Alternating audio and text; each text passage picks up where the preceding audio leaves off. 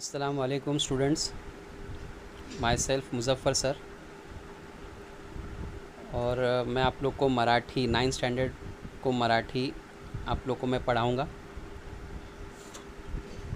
तो कुछ बच्चे मेरे पास आप लोगों में से 8वीं में भी पढ़े हैं और आप लोगों में कुछ न्यू स्टूडेंट्स भी होंगे जिन्होंने इस साल क्लासेस ज्वाइन की है। तो स्टूडेंट्स, मेरा जो थोड़ा मैं आप लोग को पहले बता दूं कि हम लोग कैसे मराठी पढ़ेंगे। जैसे कि अभी ऑनलाइन हम लोग पढ़ रहे हैं और जब लॉकडाउन वगैरह सिस्टम जब ये पूरा ख़त्म हो जाएगा तब ऑफ़लाइन आप लोग की स्टडी स्टार्ट होगी। तो ऑफ़लाइन में तो नॉर्मली कैसा होता है कि जब आप लोग पढ़ते तो आपके सामने टेक्स्ट बुक होती है, वो टेक्स्ट बुक आप सामने रखते हो, फिर टीचर्स आपको एक्सप्लेन करते हैं, आप टेक्स्ट बुक में लेसन्स पे आप ध्यान देते हो। लेकिन अभी ऑनलाइन में कैसा है, थोड़ा सा सिस्टम ऐसा है कि हम लोग ऑनलाइन आप लोग को पढ़ा रहे हैं, तो अगर अच्छा है आपके सामने अगर टेक्स्ट बुक हो तो, अगर आपके पास मराठी की टेक्स्ट बुक नहीं है तो आपके पास दो ऑप्शन है। एक तो ये कि अगर कोई पहले का अगर कोई स्टूडेंट, कोई दोस्त या कोई भाई बहन या कज़िन्स अगर आपके पढ़े हैं तो उनसे आप ये टेक्स्ट बुक ले सकते हो।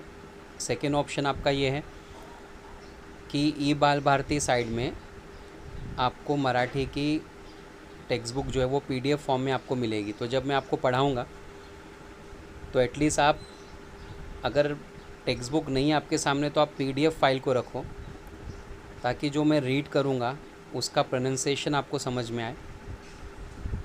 और अगर आपके पास टेक्स्ट बुक है तो आप पेंसिल से ही टेक्स्ट बुक पे वो पर्टिकुलर जो वर्ड का मैं मीनिंग बताऊँगा वो वर्ड का मीनिंग आप लिख देना।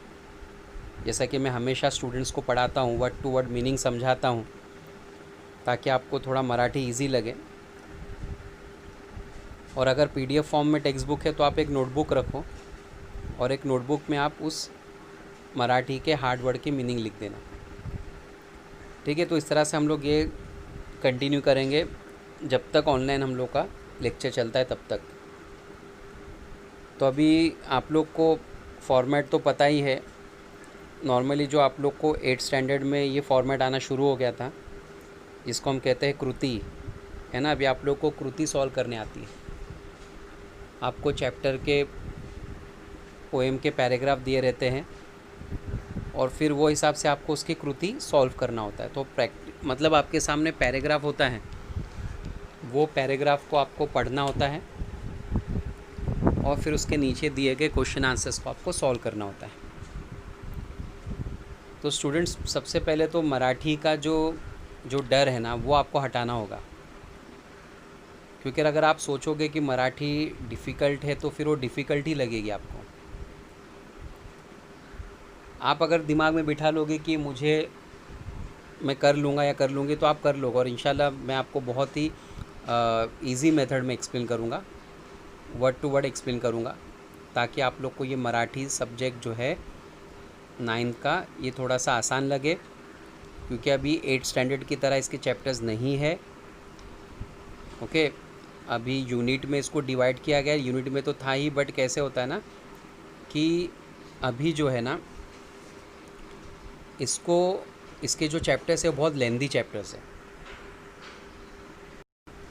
तो चैप्टर की जो लेंथ है वो कंपैरेटिवली 8th स्टैंडर्ड से बहुत ज़्यादा है, लेंदी चैप्टर्स है। कुछ आप चैप्टर देखोगे तो सीधे आप देखोगे तो 2-2, 3-3 पेजेस के चैप्टर्स है।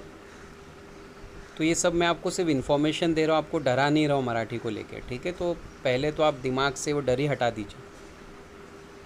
इंशाल्लाह मराठी आपको आसान लगेगी, बट आपकी प्रैक्टिस बहुत ज़रूरी है, क्योंकि मैं पढ़ाऊँगा, मेरे पढ़ाने के बाद में जब तक आप उसकी प्रैक्टिस नहीं करोगे ना तब तक आपको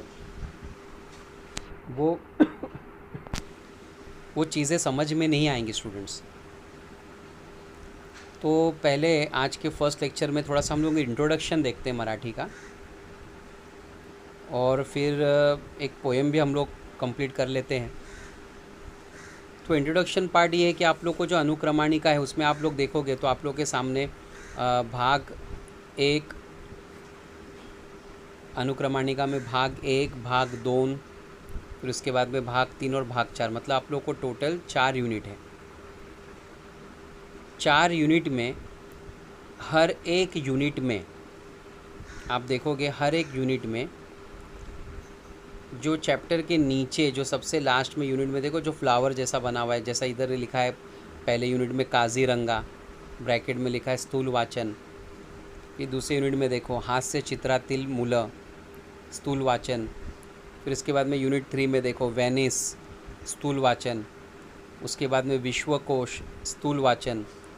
तो स्थूल वाचन क्या है? आप लोग का रैपिड रीडिंग चैप्टर्स है। तो हर एक यूनिट में एक रैपिड रीडिंग का चैप्टर है। तो टोटल 4 यूनिट है, तो 4 आपको रैपिड रीडिंग के चैप्टर्स हैं। नॉर्मली चैप्टर्स के आपको, पोएम के आपको कृति आएगी, लेकिन रैपिड रीडिंग की आपको कृति नहीं रहेगी। आपको रैपिड रीडिंग के क्वेश्चन आंसर्स को समझना है, आपको क्वेश्चन आंसर्स लिखने होंगे ब्रीफ टाइप। तो इंशाल्लाह वो भी हम लोग आगे पढ़ेंगे। पहले मुझे खाली आपको एक ओवरव्यू देना है मराठी के सिलेबस का। भाग 1 जो है आपके सामने, उसमें पहला जो है वो है अनुक्रमणिका में सर्वात्मा शिवसुंदरा। ये एक प्रार्थना है कुसुमग्राज की। ये प्रार्थना आपको सिलेबस में नहीं है, ये प्रार्थना सिर्फ आपको पढ़ने के लिए है, ये आपको स्कूल में सिर्फ पढ़ाई जाती है। इससे रिलेटेड कोई क्वेश्चन आंसर्स आपको नहीं आते। दूसरा जो अनुक्रमणिका है संतवाणी। संतवाणी में 2 पाठ है आपके। एक अ विभाग है भेटी लागी जीवा, और आ विभाग है संत कृपा झाली। तो संतवाणी के 2 पाठ है। फिर तीसरा जो आपको चैप्टर है बेटा मी एकतो आहे। चौथा जो चैप्टर है जीआईपी रेलवे, सबसे इजी चैप्टर आपके यूनिट का, जीआईपी रेलवे। अभी देखिए आप लोग का यूनिट टेस्ट कब होगा स्कूल में, अभी तो कोई आइडिया नहीं है कि स्कूल कब स्टार्ट होगी। फिर स्कूल स्टार्ट होने के बाद यूनिट टेस्ट लोग कब रखते हैं। लेकिन भाग 1 जो होता है ना, वो आपका नॉर्मली यूनिट टेस्ट का कंटेंट होता है। और इसका जो रैपिड, मैंने आपको बताया रैपिड रीडिंग जो है वो काजीरंगा है, ये एक स्थूल वाचन है। तो ये आपका विभाग 1 का कंटेंट। तो अब ज़्यादा आगे मतलब समझाना, मतलब ये तो धीरे धीरे जैसा आपको आगे मैं और समझाते जाऊंगा सिलेबस को लेकर। पहले हम लोग जो है ना विभाग 1, जैसा मैंने आपको बताया कि पहला जो है वो सर्वात्मा शिवसुंदरा प्रार्थना है, वो आपको पढ़नी है, सिर्फ वो स्कूल में पढ़ाते हैं। इसमें का कुछ भी क्वेश्चन आंसर आपको नहीं आता एग्ज़ाम में, आप देखोगे तो इसकी कृति भी नहीं है।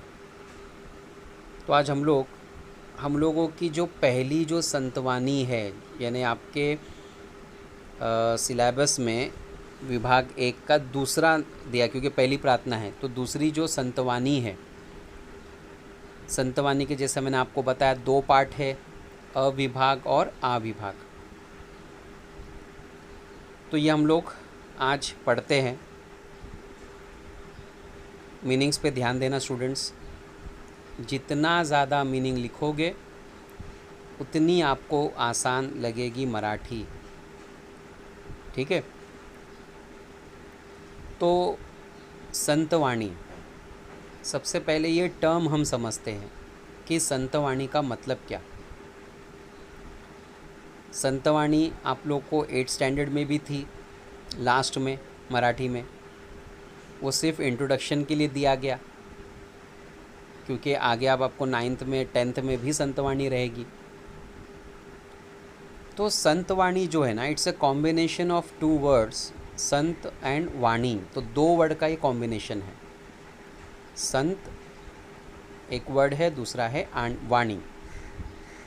तो दोनों को हमने मिलाया तो बना संतवाणी। संत मतलब होता है सेंट, SAINT, सेंट्स। सेंट मतलब परफ्यूम नहीं, सेंट्स, जिसको हम मराठी में कहते हैं साधु। और वाणी, वाणी के बहुत सारे मतलब हैं। तो वाणी मतलब आवाज़, वर्ड्स, ठीक है। तो यहाँ पे जो वर्ड है संतवाणी, तो ये संतवाणी का मतलब क्या हुआ कि जैसे कि मैंने आपको बताया कि संतवाणी, संतवाणी मतलब कॉम्बिनेशन है, जैसा मैंने आपको बताया दो वर्ड का। तो संतवाणी मतलब संत लोगों की वाणी, यानी संत लोगों की बातें, संत लोगों की टीचिंग। ओके, आई होप आपको समझ में आया होगा। संतवाणी में कुछ जो फेमस जो सेंट्स है, जैसे संत तुकाराम, संत ज्ञानेश्वर, संत रामदास, ऐसे बहुत सारे संत लोग महाराष्ट्र में होके गए। तो उन्होंने अपनी पोयम, अपनी अभंग लिखा। इनके लिखे हुई जो पोयम होती है उनको अभंग कहते हैं। जैसे इनका भारुड़ भी होता है, भारुड़ एक टाइप है राइटिंग का, पोयम का। हम लोग जो पढ़ेंगे वो अभंग है। तो ये जो संत लोग हैं, ये अपनी पोयम के ज़रिए, मैं अभंग मतलब मैं अब अभंग मीन्स पोयम, अब आपको ये याद रखना है कि मैं जब कहूँगा पोयम तो आपको याद रखना है ये अभंग है। तो अपने अभंग के ज़रिए, अपनी पोयम के ज़रिए लोगों तक ये हमेशा अपना मैसेज पहुँचाते थे। देखो उस ज़माने में सोशल मीडिया जैसी कोई चीज़ नहीं थी। आज तो सोशल मीडिया का प्लेटफॉर्म बहुत बड़ा है, व्हाट्सएप है, इंस्टाग्राम है, फेसबुक है। आज हम अपनी बातों को लोगों तक सोशल मीडिया के प्लेटफॉर्म से पहुंचा सकते हैं। अब दो इस्तेमाल है, एक राइट यूज़ है, एक मिस यूज़ है। कुछ लोग इसका मिस यूज़ करते हैं, कुछ लोग इसका राइट यूज़ करते हैं। तो उस ज़माने में हमारे पास कोई सोशल मीडिया जैसा प्लेटफॉर्म अवेलेबल नहीं था, ना रेडियो था, ना टीवी था। तो उस वक्त ये जो संत लोग थे, ये संत लोग अपनी बातों को लोगों तक पहुंचाना चाहते थे।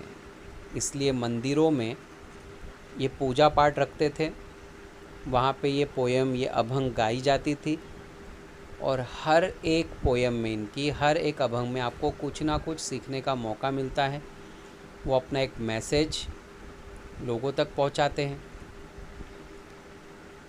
अपनी बातों को लोगों तक पहुंचाते हैं। तो आई होप आपको समझ में आएगा कि संतवाणी क्या है, संत लोग कैसे अपनी बातों को लोगों तक पहुंचाते हैं।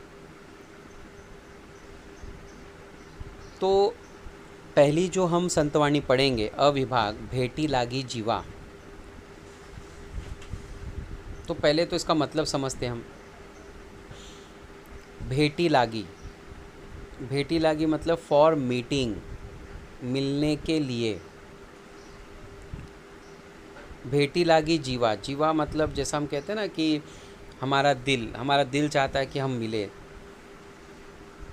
हम बहुत ईगर है, we are eager for meeting. तो संत तुकाराम ने इस पोयम में गॉड से मिलने की ईगरनेस को डिस्क्राइब किया है कि वो कितना ज़्यादा ईगर है, वो कितना ज़्यादा रेस्टलेसनेस फील कर रहे हैं, वो बेचैन है, उनको गॉड से मिलना है। तो इस पोयम में संत तुकाराम ने गॉड को मिलने की जो एक अट्रैक्शन है, एक ओढ़ है, एक ईगरनेस है, उसको अलग अलग एग्जाम्पल्स देकर डिस्क्राइब किया है। तो एक पोएट की एक मन की बात है जो उन्होंने लोगों तक पहुंचाई है कि वो कितने ज़्यादा ईगर है गॉड से मिलने। उन्होंने अलग अलग एग्जाम्पल दिए इसके लिए। संत तुकाराम की लिखी हुई पोयम है। परिचय आपके सामने है, इंट्रोडक्शन। संत तुकाराम, तुकाराम वोलोबा अंबिले इनका पूरा नाम है, मोरे सरनेम, ब्रैकेट में लिखा अंबिले के जहाँ पे मोरे भी यूज़ करते हैं। 1608 से 1650 इतना इनका ये जो ड्यूरेशन था। संत तुकाराम जो है, मैं उसके आगे परिचय जो पढ़ रहा हूँ उस पर ध्यान देना। व्यवहार आणि अध्यात्म, व्यवहार day to day life, social life, आणि अध्यात्म, अध्यात्म और जो देखो सोशल लाइफ हो गई और एक अध्यात्म, मतलब हम कितना डिवोट है अपने गॉड की तरफ, यांची सुयोग्य सांगड घालणारे, सुयोग्य मतलब परफेक्ट, सांगड मतलब मिक्सचर रखने वाले वारकरी संप्रदायातील संत कवी। वारकरी संप्रदाय, ये मैं जानबूझ के आज आपको पूरा ये परिचय का मैं नॉर्मली सेकेंड पैराग्राफ से एक्सप्लेन करता हूँ, बट ये मैं फर्स्ट पैराग्राफ इसलिए एक्सप्लेन कर रहा हूँ क्योंकि इसमें कुछ ऐसे इंपॉर्टेंट वर्ड्स हैं जो आपको आगे बार बार आएंगे, जैसा कि वारकरी संप्रदाय। वारकरी संप्रदाय मतलब वारकरी संप्रदाय से संत तुकाराम बिलोंग करते थे। इनका जो कास्ट था वो था वारकरी, इनका जो संप्रदाय था वो वारकरी था। तो इस वारकरी संप्रदाय से बिलोंग करते थे, इस समाज से वो बिलोंग करते थे। दाम्भिकता, दैव्यवाद, अहंकार वृत्ति, लोगों के ऊपर हुकूमत करना, दैव्यवाद, लोगों को मतलब भगवान के नाम पर लोगों को, जैसे पहले के लोग जो बेवकूफ़ बनाते थे, अहंकारी वृत्ति, लोगों के अंदर का जो घमंड है, दुराचार, एक वर्स्ट बिहेवियर इत्यादींचा परखड समाचार और इन सब चीज़ों का एक टीचिंग त्यांनी आपल्या अभंगातून घेतल्या। मतलब इन लोगों को उन्होंने सबक सिखाया है अपनी पोयम के ज़रिए, अपने अभंग के ज़रिए। मतलब हमेशा संत तुकाराम अपने अभंग के ज़रिए उन लोगों को मतलब डांटते थे, उन लोगों की रियलिटी लोगों के सामने लाते थे जो लोगों को भगवान के नाम पे बेवकूफ़ बनाते हैं। प्रेम, नैतिकता, करुणा, सर्वानुभूमि ईश्वर, प्यार, नैतिकता, पोलाइटनेस, करुणा यानी सिंपैथी, सर्वानुभूति ईश्वर, हर जगह पे भगवान का होना, या मूल्यांना प्रमाणभूत मानून, इन बातों को मानकर आपल्या प्रापंचिक जीवनाचा, अपनी सोशल लाइफ का आदर्श ते अभंगातून मांडतात। और उन्होंने अपनी ज़िंदगी को एक आदर्श बनाया, एक आइडियल बनाया और लोगों के सामने रखा। तो संत तुकाराम हमेशा इन लोगों को पॉइंट आउट करते थे जो लोगों को ठगते हैं, जो लोगों को बेवकूफ़ बनाते हैं। सेकेंड पैराग्राफ देखते हैं हम लोग परिचय का। प्रस्तुत अभंगातून, फ्रॉम दिस पोयम, संत तुकाराम महाराज यांनी, पोएट जो संत तुकाराम हैं इन्होंने आपल्या मनातील, अपने मन की विठ्ठलाच्या भेटीची ओढ, Vitthal it's a name of God, विठ्ठलाच्या भेटीची, विठ्ठल को मिलने के, Vitthal is a name of God, जो पंढरपुर होली प्लेस है, वहाँ पर इनकी मूर्ति है, वहाँ पर उनका बहुत बड़ा मंदिर है। वहाँ पर एक रिचुअल्स होते हैं और जो हमारे नॉन मुस्लिम जो भाई बहन हैं वो वहाँ पर जाते हैं, उस मंदिर पे जाते हैं। उनका मानना है कि ज़िंदगी में एक बार हमको वहाँ पे जाना है, जिस तरह से हम ज़िंदगी में एक बार हज करने हमारा दिल है, वैसा उनका विठ्ठल के दर्शन करने का होता है। तो पंढरपुर में बहुत बड़ा मंदिर है इनका, तो Vitthal it's a name of God. और जितने भी जो संत लोग थे वो लॉर्ड विठ्ठल को ही फॉलो करते थे ज़्यादातर। तो विठ्ठलाच्या भेटीची ओढ, विठ्ठल को मिलने की जो ओढ है, जो ईगरनेस है, समर्पक दृष्टांतातून व्यक्त केली आहे। समर्पक मतलब बेस्ट, यानी बहुत अच्छे, परफेक्ट, ओके, परफेक्ट। दृष्टांतातून, दृष्टांत मतलब मीनिंग, एग्जाम्पल से, दृष्टांतातून मतलब एग्जाम्पल से व्यक्त केली आहे, डिस्क्राइब किया है। तो हम लोग चैप्टर में गॉड को मिलने की जो ईगरनेस है पोएट की, वो हम लोग देखेंगे, उन्होंने अलग अलग एग्जाम्पल से उसे डिस्क्राइब किया है। तो स्टूडेंट्स, पहले मैं ये पोएम पढ़ते हुए इसके मीनिंग्स आपको बताऊंगा, देन उसके बाद हम लोग फिर इसका एक्सप्लेनेशन देखेंगे, ठीक है। भेटी लागी जीवा लागिला से आस, भेटी लागी जीवा लागिला से आस, इसका मतलब हम लोग जैसा टाइटल में देखे थे कि गॉड को मिलने की जो आस है, गॉड को मिलने की जो ईगरनेस है, उसको कहा गया भेटी लागे जीवा, लागिला से आस। आस मतलब होप, एक उम्मीद। पाहे रात्रन दिवस, पाहे मतलब टू सी, देखना। रात्रन दिवस, day and night, day and night. वाट तुझी, वाट पाहणे, इंतज़ार करना, टू वेट। तुझी मीन्स योर्स, ब्रैकेट में आप लिख सकते हो गॉड, गॉड को कह रहे हैं। नेक्स्ट लाइन, पूर्णिमेचा चंद्रमा। पूर्णिमेचा चंद्रमा मीन्स फुल मून, जब पूरा चांद निकलता है। चकोरा जीवन, चकोर, चकोर it's a name of bird. जीवन मीन्स लाइफ। पहले सिर्फ हम मीनिंग लिख रहे स्टूडेंट्स, ओके, हम लोग इसका एक्सप्लेनेशन देखेंगे आगे। तैसे माझे मन वाट पाहे, तैसे एग्जैक्टली सेम, तैसे मीन्स एग्जैक्टली सेम। माझे मन वाट पाहे, माझे मन मेरा दिल, वाट पाहे टू वेट, वेट करना, इंतज़ार करना। आई होप आपको मीनिंग्स समझ में आ रही है स्टूडेंट्स, है ना। मीनिंग्स पे बराबर ध्यान दीजिए। नेक्स्ट लाइन, दिवाळीच्या मुळालेकी। Diwali, Diwali means it's the name of festival. मुळालेकी, मुळालेकी मतलब डॉटर्स, लड़कियाँ, बच्चियाँ, डॉटर्स। आसावली, आसावणे, इंतज़ार करना। पाहतसे वाटोली पंढरीची, पाहतसे वाटोली पंढरीची। पाहतसे मतलब देखना, वाटोली मतलब इंतज़ार। पंढरीची, पंढरीची मीन्स गॉड ऑफ पंढरपुर, यानी लॉर्ड विठ्ठल।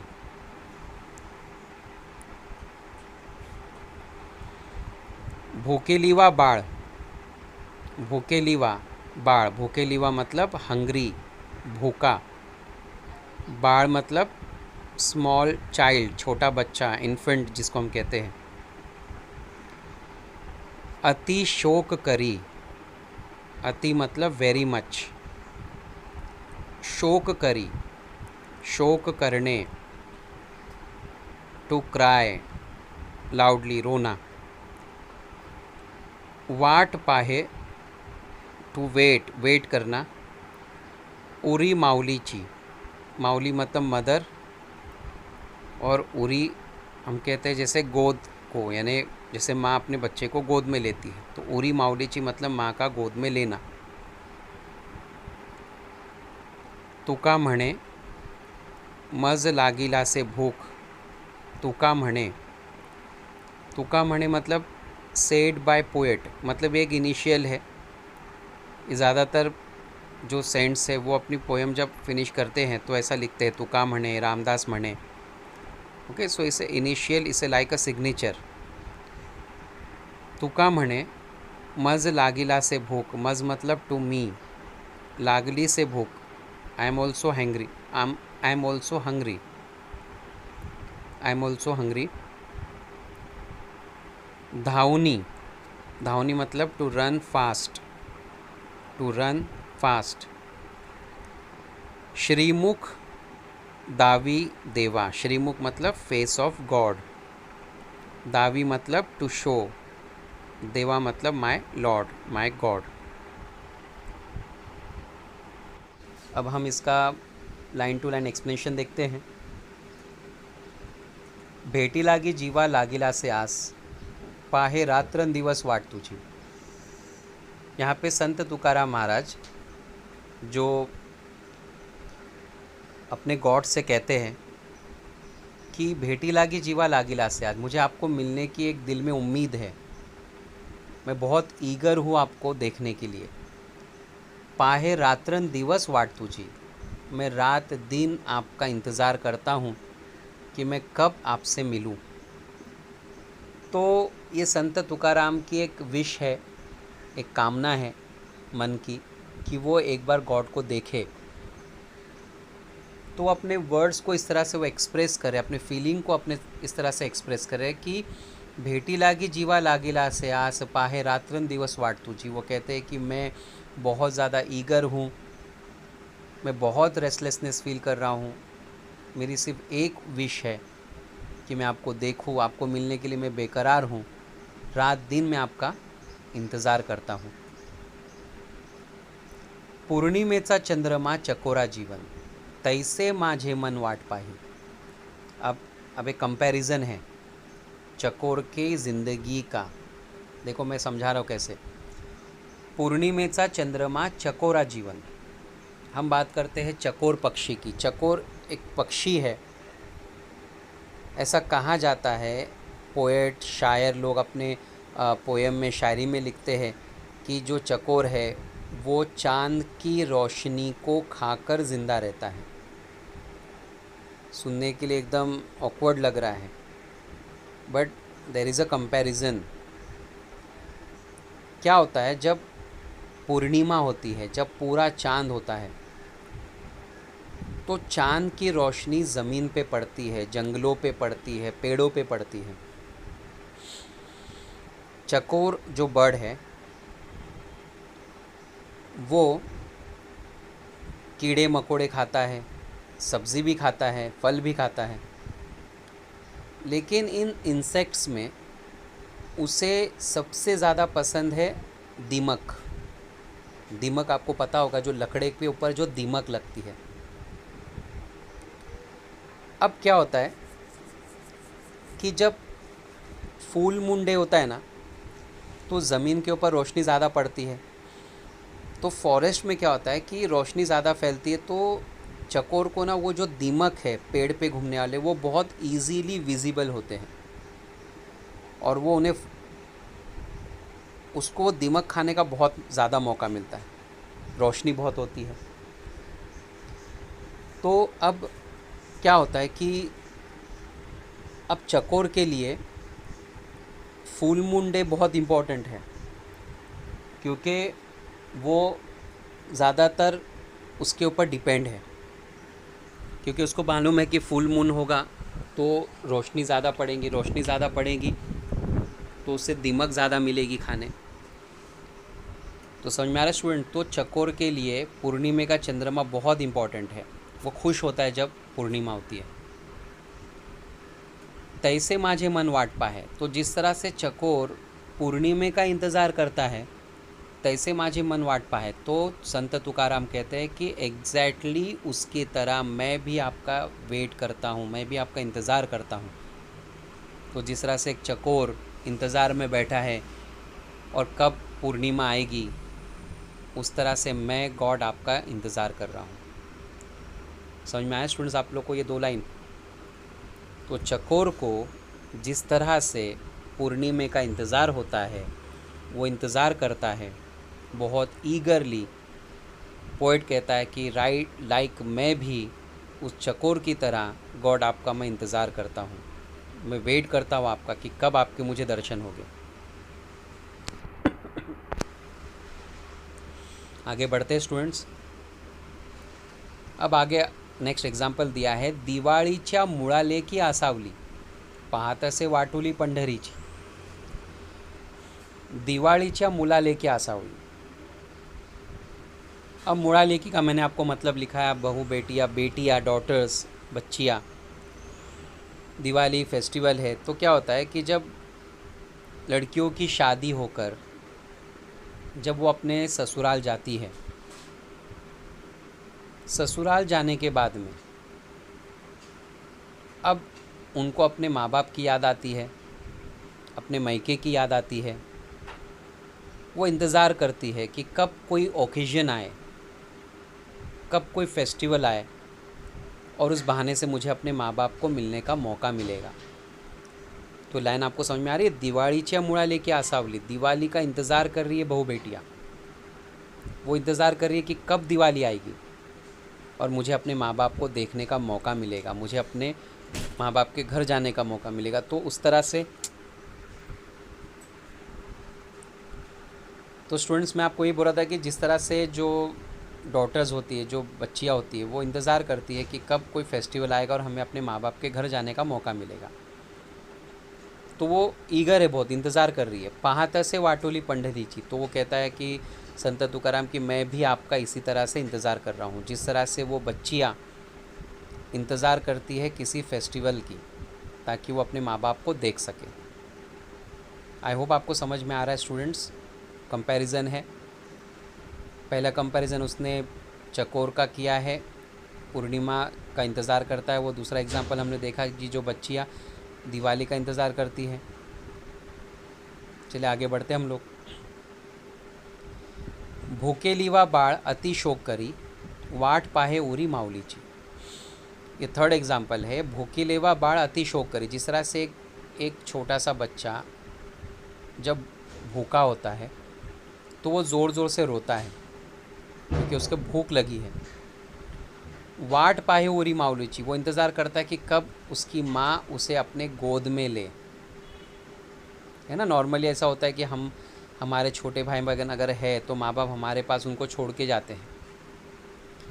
तो अब ज़्यादातर छोटे बच्चे अपनी माँ से दूर नहीं रहते, उनको भूख लगती तो उनको अपनी माँ की याद आती है। तो जिस तरह से छोटा बच्चा अपने माँ बाप मतलब अपनी माँ का इंतज़ार करता है, वो भूखा है, वो इंतज़ार करता है कि कब उसकी माँ उसको अपने गोद में ले। तो आगे पोइट कहते हैं कि तुका मणे मज लागिला से भूखो, कहते हैं कि मुझे भी भूख लगी। अब किस चीज़ की भूख लगी? मुझे आपको देखने की भूख लगी है, आपको मिलने की भूख लगी है। धावनी श्रीमुख दावी देवा, तुम भागते हुए आओ और अपना सुंदर सा चेहरा मुझे आप दिखाओ। तो जिस तरह से बच्चा जब रोता है तो माँ भागते हुए आती है, बच्चे को अपने गोद में ले लेती है। तो पोइट कहता है कि मैं भी एक होप रखता हूँ, मैं भी एक उम्मीद रखता हूँ कि मुझे भी भूख लगी है गॉड आपको देखने की, तो आप भी भागते हुए मुझे अपना चेहरा दिखाओ, क्योंकि मैं बहुत ज़्यादा बेकरार हूँ आपको देखने, आपको मिलने। सो स्टूडेंट्स, इतनी ही पोएम है और आपको समझ में आई होगी, आई होप। अगर आपको कुछ नहीं समझ में आ रहा है तो आप 1 से 2 बार वीडियो को आप पीछे करके फिर आप सुन सकते हो।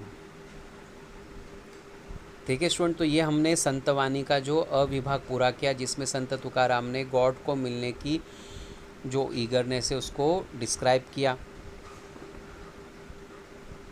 कभी कभी परिचय में के क्वेश्चंस और जो पोएम एंड होती है, जैसे आपके देखो पोएम नीचे एंड हुई तो यहाँ लिखा है सकल संत गाथा खंड दूसरा। सकल संत गाथा से लिया हुआ है, ये दूसरा खंड है, दूसरा पैराग्राफ है। श्री तुकाराम महाराजांची अभंग गाथा में से लिया है। अभंग क्रमांक यानी ये जो अभंग इसका नंबर क्या है 1136, 1100। तो अब ये कैसा होता है ना कि ये सब क्वेश्चन भी कभी कभी कृति में आते हैं। अगर आपको पूछा जाए कि अभंग क्रमांक क्या है तो आपको लिखना है फिर 1136, है ना, 1136। संपादक अगर पूछा जाए कि इसके संपादक कौन है, पब्लिशर किसने पब्लिश किया है, तो प्राध्यापक डॉक्टर रा गोसावी, इन्होंने इसे पब्लिश किया है। तो ये भी क्वेश्चन आ सकते हैं परिचय में, आप लोग के सॉरी कृति में, परिचय के और इसके। अभी स्टूडेंट हम लोग थोड़ा सा इसका कृति देख लेते हैं हम लोग। आप इसको प्रैक्टिस करोगे तो ज़्यादा अच्छा है नोटबुक में। पहला आप लोग को दिया तख्ता पूर्ण करा, तो आपके सामने एक आपको ये कंप्लीट करना है जहाँ पे ब्लैंक है। तो वाट बघणारा, वेट करने वाला, कोणाची वाट बघतो, किसका इंतज़ार कर रहा है, वाट बघण्याचे कारण, क्यों इंतज़ार कर रहा है। तो पहला दिया चकोर, वाट बघणारा चकोर, इंतज़ार करने वाला चकोर पक्षी। कोणाची वाट बघतो, मैं आपको ऐसी सिर्फ नॉर्मली आंसर्स बता रहा हूँ, आप इसको लिख सकते हो, खुद से भी ढूंढ के लिखो, ज़्यादा अच्छा रहेगा। कोणाची वाट बघतो, पौर्णिमेच्या चंद्राची, है ना। वाट बघण्याचे कारण क्या है, उसका दिया हुआ है कि चंद्र किरण है त्याचे जीवन, ऐसा माना जाता है कि चंद्र किरण उसकी ज़िंदगी है। तो क्यों वो मैंने आपको एक्सप्लेन किया। दुसरे में कोणाची वाट बघतो दिया है, माहेरचे बोलावणे येणे, माँ बाप का इंतज़ार करते, उनके कब माँ बाप बुलाएंगे। वाट बघणारा कोण, तो कोण है, मुली बाळी है ना। वाट बघण्याचे कारण क्यों, त्यांना माहेरला जायला मिळेल, उन्हें माँ बाप के घर जाने का मौका मिलेगा। तीसरा, वाट बघणारा कोण है, भोकेलेले बाळ, एक भोका छोटासा बच्चा है, कोणाची वाट बघतो, आपल्या आईची। वाट बघण्याचे कारण त्याला भूक लागली आहे, उसे भूक लगी है। फोर्थ, कोणाची वाट बघतो लिया है, पांडुरंगाची, मतलब गॉड की। वाट बघणारा संत तुकाराम, वाट बघण्याचे कारण क्यों, बिकॉज उनको गॉड को देखना है। कारण संत तुकाराम महाराजांना पांडुरंगाला पाहायचे आहे किंवा त्यांना भेटायचे आहे। समझा, इस तरह से ये टेबल आपको पूरा करना है इनकम्प्लीट। उसके बाद में है योग्य अर्थ शोधा। आस लागणे म्हणजे, आस लागने का मतलब ध्यास लागने, उत्कंठा वाढने, घाई होने, तहान लागने। आस लागने मतलब किसी चीज़ का होप करना, तो किसी चीज़ का उम्मीद करना, जैसे कि ध्यास लागने है ना, ध्यास करना। वाटोली म्हणजे, वाटोली मतलब धाटोली, वाट, वळण, वाट पाहने। वाटोली म्हणजे का क्या होता है, एग्जैक्टली वाटोली का मतलब क्या होता है कि वाट, इंतज़ार करना, तो वाट पाहने भी लिख सकते हो आप, उसमें वाट पाहने, वाटोली म्हणजे वाट पाहने। भावार्थ जो है ना, अब इसमें क्या बोला कि संत तुकारामांनी पांडुरंगाच्या भेटीबाबत दिलेल्या दृष्टांतातील, मतलब उन्होंने बहुत सारे एग्जाम्पल दिए, तुम्हाला आवडलेल्या दृष्टांत, तुम्हें क्या अच्छा लगा उसमें से एग्जाम्पल, वो आपको एक्सप्लेन करना है। उसके बाद चकोराच्या दृष्टांतातून संत तुकाराम काय सिद्ध करू इच्छितात, चकोर के एग्जाम्पल देकर संत तुकाराम महाराज क्या समझाना चाहते हैं वो हमें समझाना है। ठीक है, तो इतना आपको जो है कृति इसकी सॉल्व करना है, बस पहला दूसरा दो ही करो, तीसरी ट्राई करो आप अपने ओन से, अगर कर ले तो अच्छी बात है। तो आई होप ये पोएम आपको समझ में आई होगी अच्छे से। उसके बाद हम लोग संतवाणी का जो आ विभाग है वो शुरू करेंगे। ठीक है स्टूडेंट्स।